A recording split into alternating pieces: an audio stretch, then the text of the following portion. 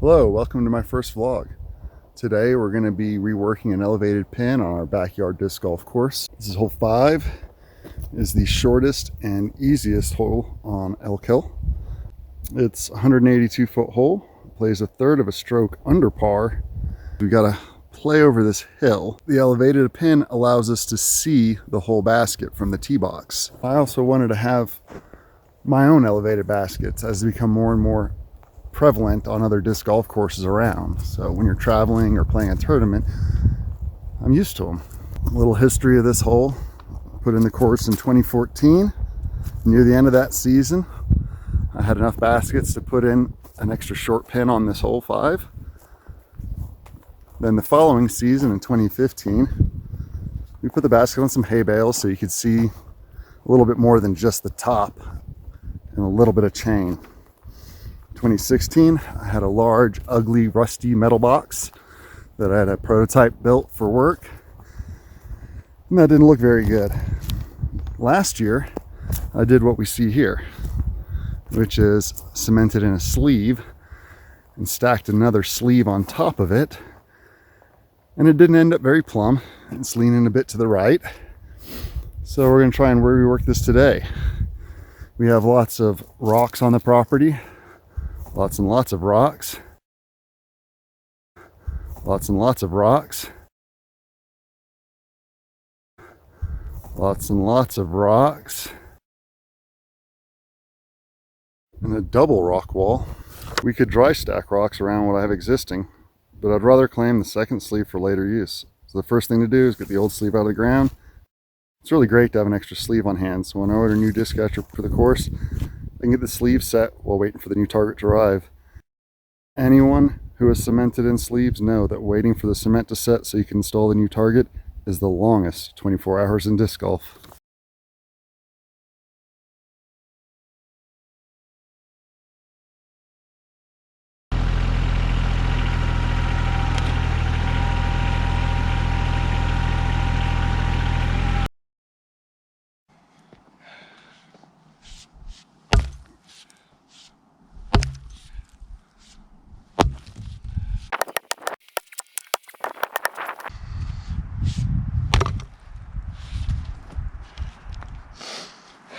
Victory.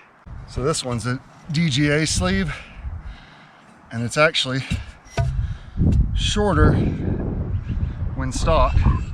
It comes to about here than this an Innova sleeve that comes with the Disc Catcher Pro 28. So if anybody was wondering, and the other difference is the locking mechanism doesn't quite line up.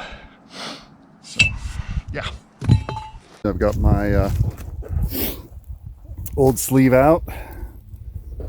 I need to get the bucket on the tractor instead of the forks and go gather some rocks.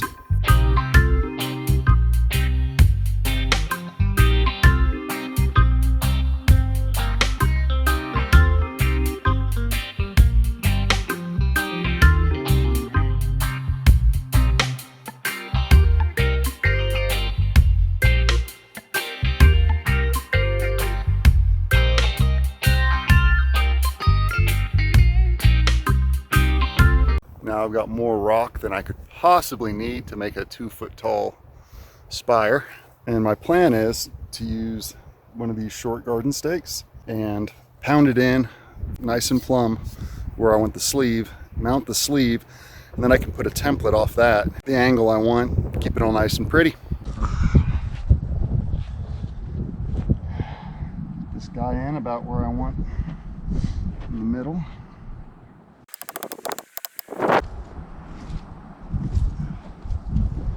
Get an idea how far out around I need my base. Move some of this dirt.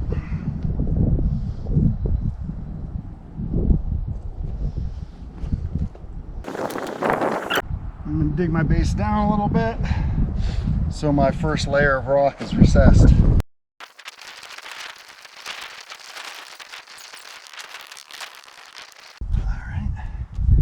Need to tape the bottom of this guy up so that I don't get cement inside my sleeve. And then I'll zip tie it to that, build a template. Let's see if the kids have left me any tape.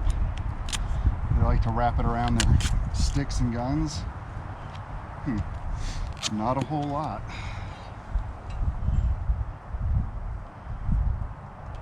Hopefully that will be enough just to prevent the cement from getting back up into the bottom of the pole. Part back in the tee box.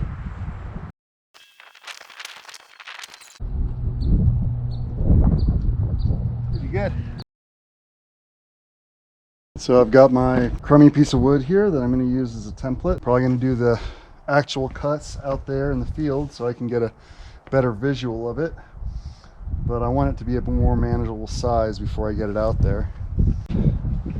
Go down this way so I'm not wasting too much of this lovely piece of wood. And I'm going to come out somewhere in the range of, let's just go 18, cut it off at the 18-inch mark. I'll measure it off the edge I want to leave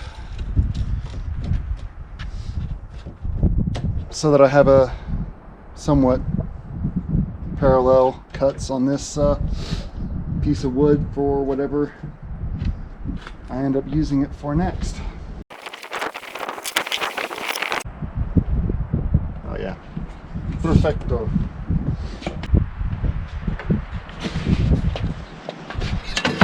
Very important to set the depth of your cut. Cuts better, and hopefully prevents you from cutting yourself or whatever else is below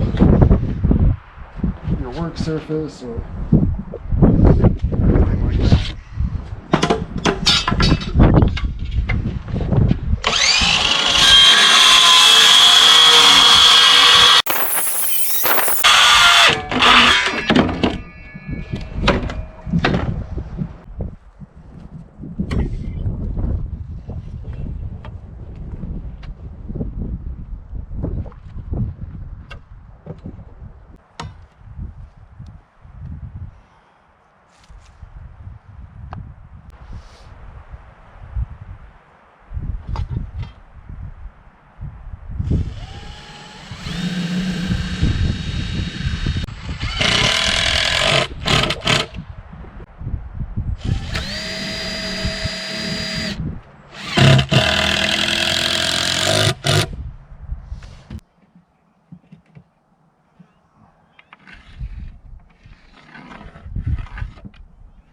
So I will come in a little bit from that.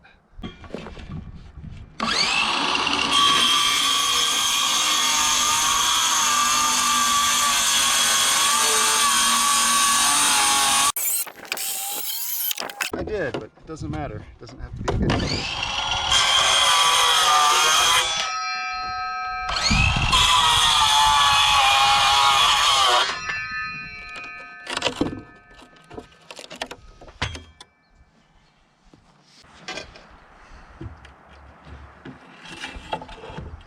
There we go. Spins freely.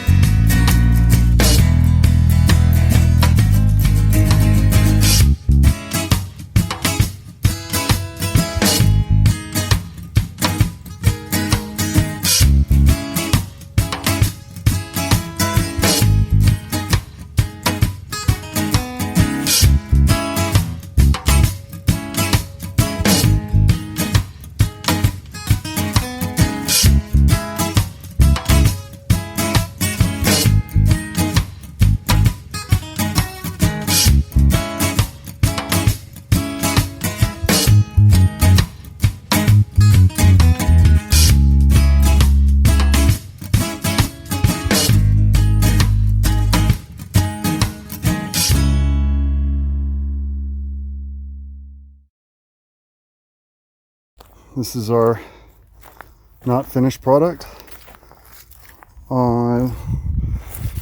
Really important part of doing dry stacking is, now that I've got it built, I'm going to go in and smash up some of these rocks I've left down here and shove them in all the gaps to try and lock it all together, make the exterior stone fairly solid.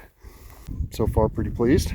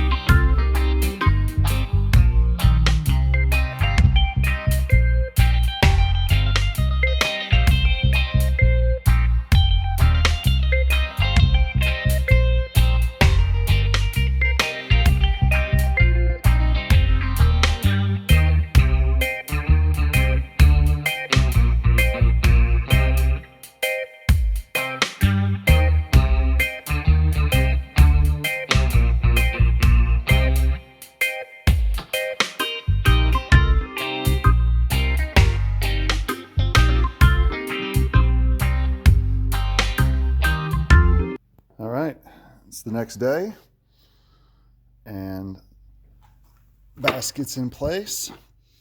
So we are going to just grab stacks of discs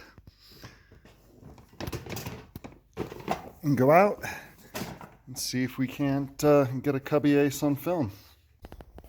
We've got cameras set up. We're gonna go for a Cubby Ace. Haley thinks it'll take an hour or so. Let's see.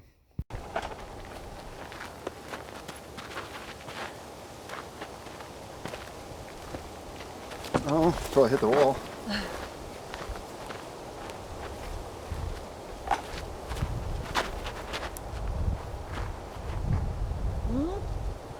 Basket. Hit the Jeez, basket. go ahead again. Do it. Hurry.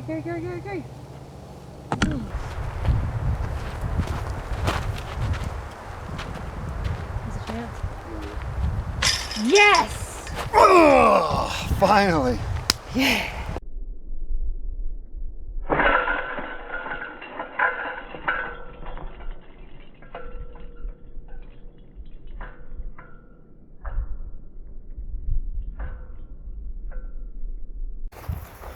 So we did it in like 20 minutes. Yeah, you did it. I did it.